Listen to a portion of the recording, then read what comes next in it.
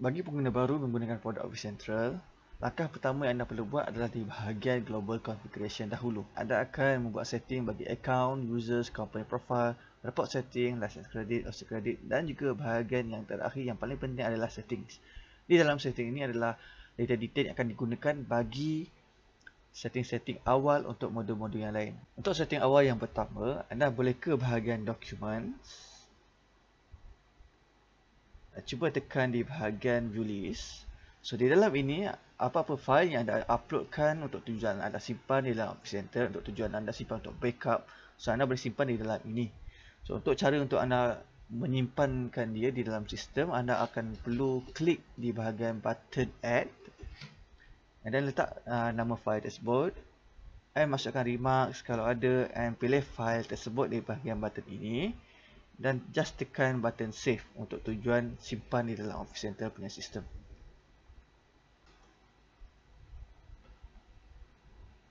Bila saya tekan back tulis, saya akan nampak fail tersebut setelah pun disimpan dan dia akan show di bahagian view list.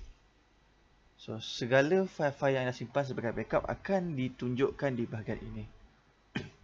Jadi anda boleh download, anda boleh edit dan juga delete. Seterusnya setting yang kedua adalah di bahagian locations. Untuk bahagian location untuk pengguna baru, by default anda akan keluar headquarters di bahagian ini. So anda boleh tekan button edit. Dan untuk edit adalah anda boleh tukar nama daripada headquarters menjadi nama location yang anda mahu letakkan. Contohnya saya letak Cawangan Bangi. So saya letakkan Cawangan Bangi. Anda boleh letakkan shortcode, description dan juga alamat. Seterusnya anda boleh letakkan negara dan juga negeri. Bagi bahagian parent location, jika location tersebut ataupun lokasi tersebut ada main location yang utama bagi lokasi tersebut, anda boleh letak lokasi utama itu di bahagian ini. Seterusnya, untuk bahagian kanan ini, anda boleh tik mana-mana hari yang di mana adalah hari cuti bagi lokasi tersebut. Dan jika anda melanggan produk advance punya license, so anda boleh pilih sama ada chart of accounts tu boleh ada untuk setiap location. Dan akhir sekali adalah di bahagian koordinat. So koordinat di sini anda akan tetapkan bagi koordinat office anda di mana. Hanya tekan button get current coordinate sahaja. Dan bila anda sudah tekan, semua detail anda sudah isi, anda boleh tekan button submit di hujung kanan atas sekali. Sila pastikan your changes has been saved. Pop-up yang menyatakan save anda telah pun disimpan. So jika keluar pop-up seperti ini, maknanya apa-apa perubahan yang anda dah buat akan disimpan. So seterusnya anda boleh tekan button back tulis. Di dalam ini anda akan nampak semua list of location anda sebelum ini. Anda boleh nampak level, anda boleh nampak location anda boleh edit dan juga anda boleh delete. Seterusnya anda boleh ke bahagian public holiday dan juga state holiday. So dua setting ini adalah untuk anda settingkan hari-hari cuti bagi company anda. Contoh yang pertama, saya akan tekan public holiday. Bila saya tekan view list, saya akan nampak semua cuti-cuti bagi tahun yang sekarang, contoh pada tahun 2020, dia telah pun masuk di dalam sistem anda. So kalau anda ada perubahan, contohnya cuti tersebut tidak diambil oleh company anda, so anda boleh delete ataupun edit di bahagian ini. Untuk menambah cuti bagi company anda yang mungkin tidak diguna pakai oleh setiap lokasi, setiap company yang lain, anda boleh tambah di bahagian ini. Hanya letak negara, nama public holiday tersebut, tarikh public holiday tersebut dan juga jika ada description, anda boleh letak di bahagian ini. Dan tekan bahagian button save ujung kanan atas sekali ataupun submit. Seterusnya adalah state holiday. So untuk state holiday ni adalah untuk cuti-cuti bagi setiap negeri anda. Cuma apa yang anda perlu buat adalah anda perlu delete bagi cuti-cuti negeri yang tak diguna pakai oleh company anda. Mungkin location tersebut tak ada bawah location anda. So just tekan delete sahaja je button hujung kanan sekali. Seterusnya adalah untuk bahagian teks. So untuk bahagian teks, apa yang anda perlu buat adalah hanya tekan button ini sahaja untuk setup anda punya SST ataupun GST anda. Contohnya bila saya tekan SST, klik saja left click, anda akan nampak rekod SST terus akan masuk dalam sistem anda. So tak perlu buat apa-apa, hanyalah setting awal sahaja yang di mana kod-kod yang SSD tersebut akan digunakan pakai semasa anda meletakkan detail pasal produk anda. Dan seterusnya adalah access code. Untuk access code, kod di sini adalah untuk barang-barang yang dimana diimport ataupun dieksport diguna pakai. So kod-kod ni adalah diberikan oleh pihak custom, yang dimana kod-kod tersebut akan sentiasa diupdate oleh pihak custom. So untuk menambah kod-kod atau access code ni, anda boleh tekan button add dan anda akan masukkan dia punya tarikh kod, goods name, dan anda perlu pilih barang tersebut jatuh di bahagian good mana. Dan tekan sahaja button save. Okay, saya ingin mengingatkan untuk access code ini mungkin tak semua company yang pakai. Sebab apa? Sebab access code ni adalah untuk barang-barang yang biasanya diimport ataupun dieksport yang melalui pihak custom. Kalau anda tidak memakai access code, anda boleh sahaja tidak membuat setting bagi access code. Kerana access code adalah optional. Seterusnya adalah untuk bahagian bank. So untuk menambah bank, anda boleh tekan button add di bahagian ini. So bila tekan button add, anda akan letakkan bank name CIMB Bank. Contohnya saya letak CIMB Bank. Dan saya akan letakkan display name. So display name boleh jadi nama company tersebut. Shortcode saya letak CIMB Bank. CIMB sahaja pun boleh, saya letak CIMB sahaja. Dan untuk bahagian detail ni saya akan masukkan sama ada bank ni adalah untuk tujuan membayar gaji. Saya boleh letakkan yes untuk payroll. Seterusnya adalah company account. Jika record bank ni adalah sebagai kita punya account official, so kita akan buat yes.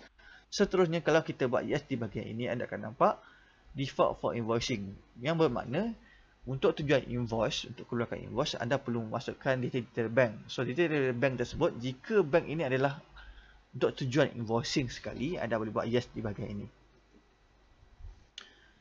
Anda akan masukkan jenis bank. Contohnya saya punya bank adalah CIMB. Saya akan masukkan CIMB. Bank account number saya. Dan jika saya ada SWIFT code dan juga routing ID bagi bank saya dah tahu, saya boleh masukkan di bahagian ini. So untuk tujuan SWIFT code dan juga routing ID, anda boleh dapatkan maklumat tersebut dari pihak bank anda. Dan seterusnya adalah optional. Untuk anda boleh masukkan address dan juga description. Jika anda tak ada, anda tak nak masukkan pun tak apa, tak ada masalah. Seterusnya hanya tekan button save sahaja. Alright, dah simpan. Okay, so then setting terakhir bagi bahagian global configuration. Untuk bahagian settings, anda boleh nampak di dalam currencies. Cuba tekan view list. So di dalam ini anda akan buat setting-setting untuk bagi tujuan invoicing atau pembelian. So pembelian tersebut anda boleh masukkan mata wang yang mungkin selain daripada Malaysia Ringgit. Contohnya untuk company yang mungkin melibatkan mata wang lain selain daripada My Ringgit, anda boleh masukkan dengan cara hanya tekan button add dan pilih mata wang tersebut, klik sahaja dan automatic current exchange rate akan pilih. Alright, so macam itulah cara dia macam mana anda nak setting awal di bahagian function setting dalam global configuration. Seterusnya pada bahagian account, so di bahagian ini anda boleh tukar anda punya username, anda punya password dan juga email. So untuk menukar username, anda hanya tekan button change username ini sahaja. Seterusnya hanya masukkan username baru dan juga masukkan password anda.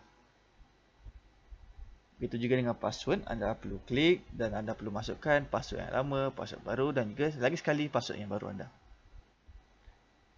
Untuk tukar email, anda boleh tukar email yang baru di bahagian ini dan anda perlu letakkan password anda. Seterusnya tekan je button submit.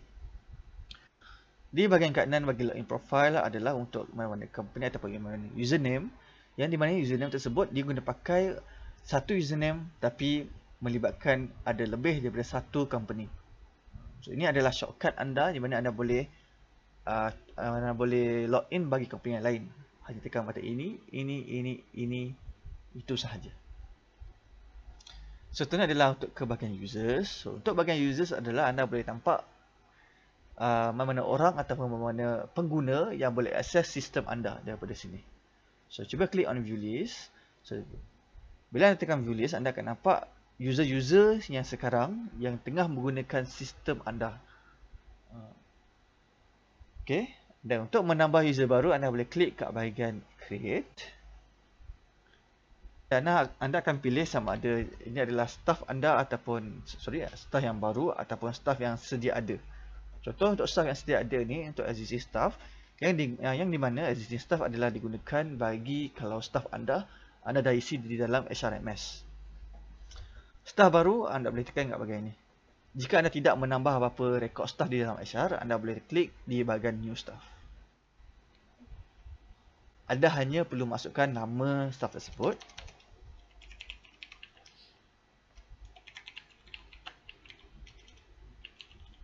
Contohnya saya letak Muhammad Afiq. Seterusnya anda perlu pilih lesson tersebut. Masukkan username bagi pengguna tersebut untuk access.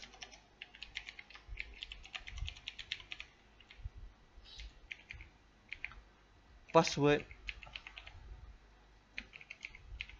Seterusnya hanya tekan button save untuk simpan rekod tersebut. Okay, di dalam ini anda akan pilih lessons tersebut sebab tadi anda dah pilih lesson yang masa anda buat setting tadi. So dia akan show lessons bagi pengguna tersebut guna pakai.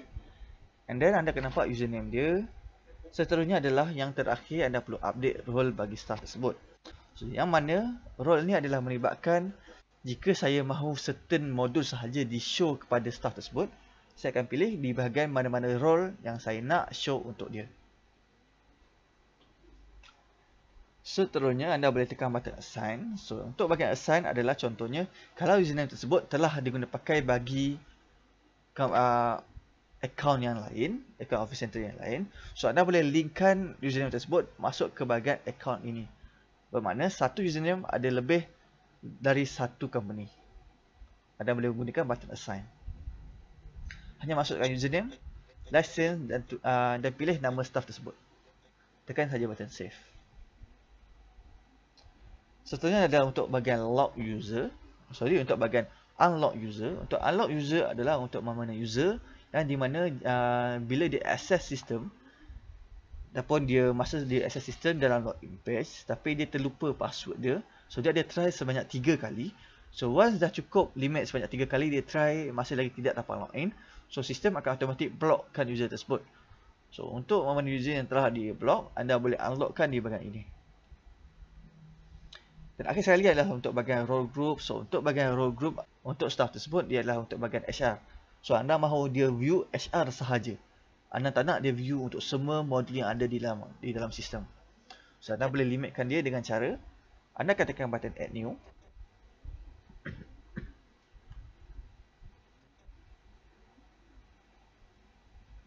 Anda akan masukkan role group name, nama group lah. Okay, HR manager. Contohnya saya letak HR manager. And then saya akan pilih license yang jatuh di bawah role group tersebut. Saya akan pilih flex user. And then contohnya kalau saya nak dia view HR sahaja, saya akan tick di bahagian HR ni dan just klik semua bahagian HR. Dan pastikan modul-modul yang lain ni saya tidak klik. Yang bermakna nanti bila staff tu log in saja dalam sistem, dia akan nampak HR sahaja. And then saya tekan button save.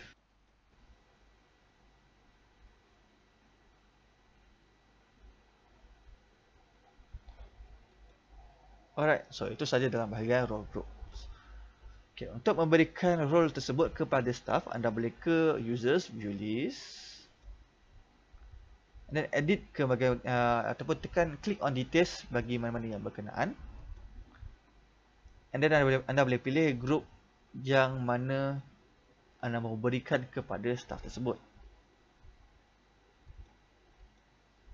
And cuba klik on, and anda perlu tekan button update roles. Itulah sahaja function yang di dalam users. Seterusnya adalah untuk bahagian company profile. So untuk bahagian company profile, anda akan editkan ataupun anda perlu letak setting-setting company anda, yang mana setting company ini adalah penting untuk tujuan mana anda boleh download PDF nanti reporting. Dia akan menggunakan data-data yang anda isi di dalam company profile. So anda boleh masukkan company name, phone number, company registration number, email dan sebagainya. Seterusnya anda boleh uploadkan logo. Just klik kat bahagian ini. Uploadkan logo anda. Masukkan rekod GST dan juga SST anda. masukkan rekod bank anda. Di bahagian language and culture, anda boleh tukar bahasa sistem anda. Sama ada nak tukar dalam bahasa English ataupun bahasa Malaysia, anda boleh pilih dari sini. Dan seterusnya yang terakhir adalah setting. Yang dimana setting ini dia guna pakai untuk integration antara modul lain. Contohnya, email when genealogy has process. So maksud di sini adalah once genealogy dah habis proses, dia akan emailkan kepada anda. Begitu juga dengan aging. So once aging dah habis proses, anda akan dapat email daripada sistem Office Central. Dan selepas setting anda telah buat, anda boleh tekan button Save Changes. Seterusnya anda boleh ke bahagian Report Setting. So untuk bahagian Report Setting, anda boleh pilih template-template yang berkenaan yang telah kami sediakan. Contohnya kalau saya mahu saya punya slip gaji dalam template yang satu, so saya akan pilih template satu berdasarkan saya hanya tik bulat yang di bawah template ini. Saya tik di bahagian ini dan saya tekan je button save. Seterusnya, selepas ini jika anda download select slip anda, dia akan show template yang seperti ini. Begitu juga dengan finance, iaitu anda boleh nampak reporting untuk advance, claim. So anda boleh pilih template mana yang anda nak. So anda perlu tik saja di kotak yang berkenaan ataupun bulat yang berkenaan. And then click on save.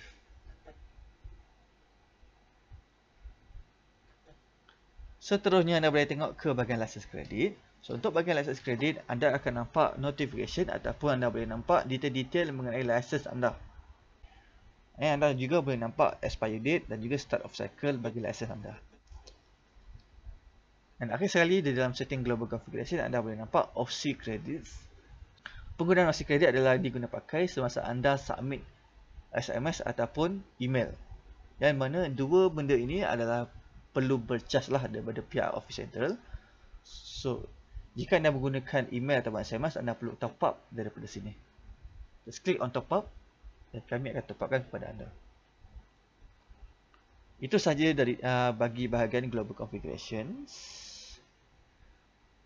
Seterusnya, lepas anda dah setting untuk bahagian global configuration, barulah anda boleh start untuk explore modul-modul yang lain seperti HR, payroll, accounting, finance, CRM, procurement dan juga POS.